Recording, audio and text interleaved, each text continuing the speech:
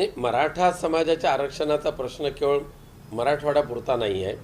संपूर्ण महाराष्ट्रातील सकल मराठा समाजाला सरसकट आरक्षण देण्याची मागणी सर्वच मराठा समाजाची आहे.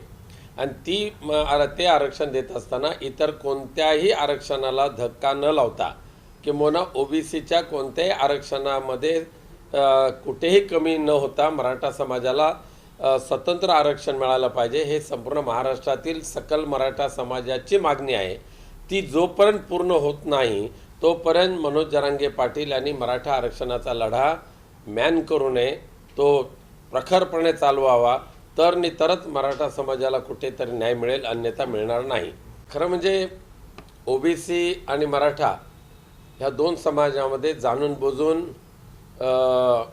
दुरावा निर्माण करण्याचा प्रयत्न हे सध्याचे राज्यकर्ते करतायत. मुख्यमंत्री एकनाथ शिंदेंनी सुद्धा जरांगे पाटीलना जो GR दिलेला आहे, अध्यादेश दिलेला आहे, तो सुद्धा अर्धवट आहे, तो सुद्धा परिपूर्ण नाही. केवळ आणि केवळ मुंबईमध्ये येण्यापासून थांबवण्यासाठी जरांगे पाटील यांची फसवणूक केलेली आहे, असा संपूर्ण मराठा समाजाचं म्हणणं आहे. आणि म्हणून त्या अनुषंगाने ओबीसीला सुद्धा नाराज होण्याचं कारण नाही. ओबीसी आणि मराठा यांच्यामध्ये कोणताही विसंवाद असता कामा नये, भांडण असता कामा नये. दोन्ही सख्खे भाऊ आहेत, एकत्रित नांदले पाहिजे.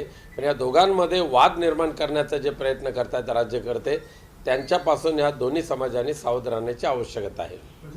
नक्कीच षडयंत्र असणार, कारण भुजबळ सुद्धा येत्या काही दिवसामध्ये अजित पवार गटातून दूर होणार आणि कदाचित स्वतःचा पक्षसुद्धा स्थापन करतील. शिंदे गट किंवा अजित पवार गट हे एकत्र नांदणं कदापि शक्य नाही आहे.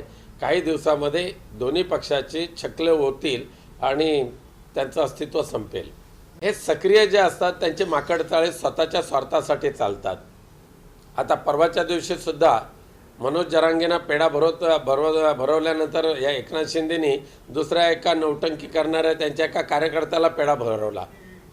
म्हणजे केवळ आणि केवळ मनोज जरांगेंची फसवणूक करणाऱ्यांना पेढा भरवणारे सरकार आज भारतीय जनता पक्ष असेल किंवा इतर कोणी असेल त्यांचा स्वप्नभंग नव्हे, त्यांच्या आयुष्यात शक्य होणार नाही या महाराष्ट्रामधले शिवसेना पक्षप्रमुखांची भूमिका बदलायला. तुम्ही पाहत आहात विस्टा न्यूज मराठी.